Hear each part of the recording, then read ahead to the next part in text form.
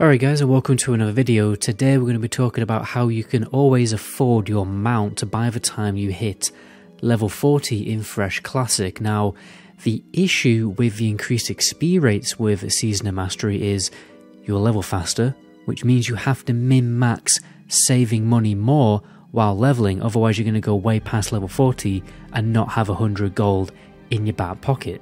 So we're going to be talking about how to make more gold literally from level 1, how to save money while leveling, and then grind spots to do at level 30 to 40 to make some big gold to ensure that you can actually afford your mount. So it doesn't really look like Blizzard have actually made enough servers for Fresh Classic, so you can guarantee that the launch will be utter chaos. I don't think you'll be able to physically level any professions while leveling up at a decent pace, apart from, tailoring, skinning, leatherworking and enchanting that obviously require you to kill enemies for you to level up those professions, because nodes in the open world are just, they're going to be a very rare sight. I know I'm going to get a lot of hate for this, but I would strongly recommend for everyone to level tailoring and skinning while leveling up, no matter what class you are. And I know it's absolute sacrilege to recommend a warrior to get tailoring, but at the end of the day, have fun with your basic backpack and 2 6-slot bags until you're level 40. At the end of the day, you can ditch the professions later, and in my opinion, you may as well optimize gold making while leveling,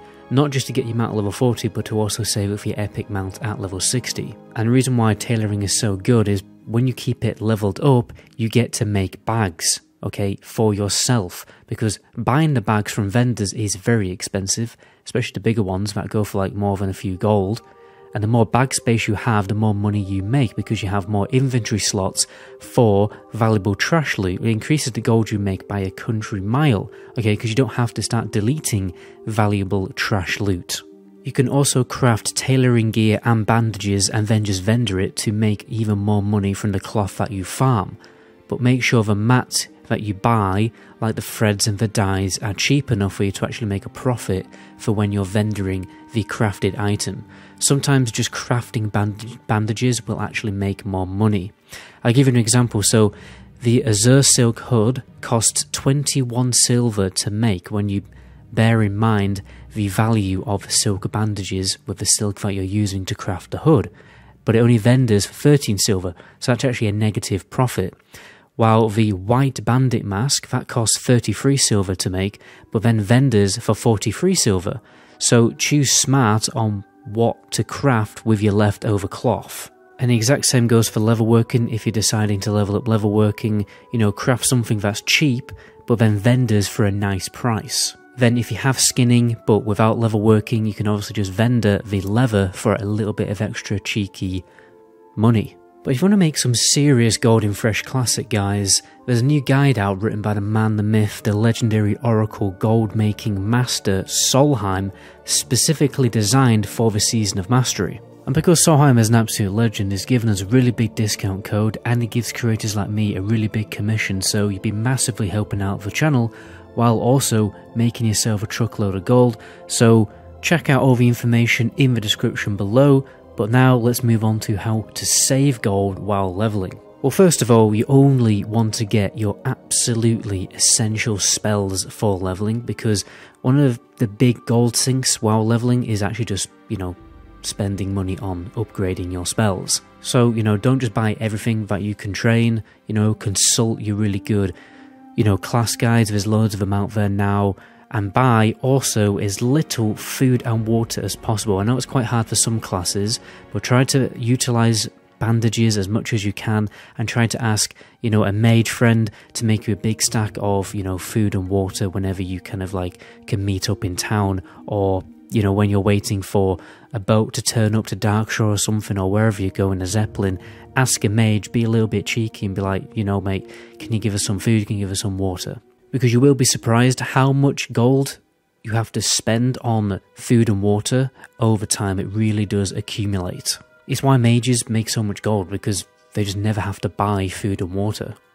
And also because they can do ludicrous AoE farming. Now let me hand you over to the 2 years younger MetaGoblin, because I've taken some clips from an old video where I'm recommending some seriously good beast farms to do in the level 30 to 40 bracket to make you some you know, extra last second gold just to ensure that you do cement that 100 gold to afford your mount. So in the early 30 range, at about level 33, that's when you need to start thinking about saving up for your mount. You need to look at how much money you have and evaluate how much grinding that you're actually going to have to do.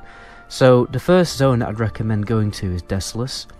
Basically do the quests in Desolus. There's a few of them which basically require you to kill beasts. What you want to do is you want to prioritize quests that require you to kill beasts. So you got Desolus, obviously, Stranglethorn Vale, another really good one because you're going to be killing loads of beasts in Stranglethorn Vale, and there's a lot of grinding to do in Stranglethorn Vale. And the last one is Badlands as well. So Desolus, Stranglethorn Vale and Badlands, I'd recommend prioritizing those 3 zones and questing in those zones so you can start to accumulate enough money for your mount. But obviously, in my situation, that simply just wasn't good enough for me. I got to about level, you know, 30, in the late 30s, and I just simply didn't have enough money. And I started experimenting with a number of grinding spots, grinding on certain different beasts, and I've basically come up with the beasts that I'd recommend grinding on. A lot of people recommend Stranglethorn Vale because there's gorillas which yield quite a bit of loot. Okay, and I tried that for, you know, a few hours, and the issue I found is I was getting ganked a lot. My server is there's a lot of horde in this area around here. As you can see, I've got a quest here, and a lot of horde are doing this quest around here, and this is where the gorillas are. So I was just getting ganked a lot. And then obviously the corpse res is from all the way up here, from Rebel Camp all the way down. So obviously that was becoming a bit of an issue. So I just wouldn't recommend doing hardcore grinding in Stranglethorn Vale. However, it is one location I'd recommend when you're later level. So we'll come back to Stranglethorn Vale. The location I would recommend is Badlands. The reason for this is because the Spirit Reserve, the Spirit Healer, is somewhere in the middle, and you're going to be grinding fairly close to where the Spirit Healer is. So when you get ganked, it isn't so much of an issue, and it's also a big open area, and you can, you know, see people coming at you from a distance. So when you're about, you know, level 35, 36, kill the low-level wolves, the crag coyotes, and the ridge stalkers, the stealthed tigers, and then in between that, kill buzzards as well, because you're going to have a quest to kill the buzzards for the buzzard wing quest, and the buzzards do seem to yield quite a bit of loot as well, so bear that in mind.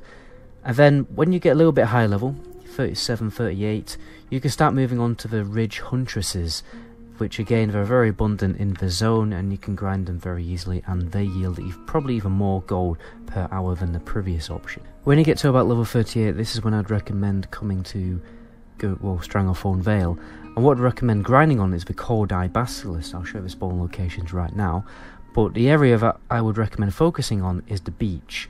Okay, so this area is basically probably one of the quietest areas in Stranglethorn Vale. Literally barely anyone goes here. I grinded this for hours, probably like good 8 hours, and I barely saw anyone. I think I saw someone once, and that was it.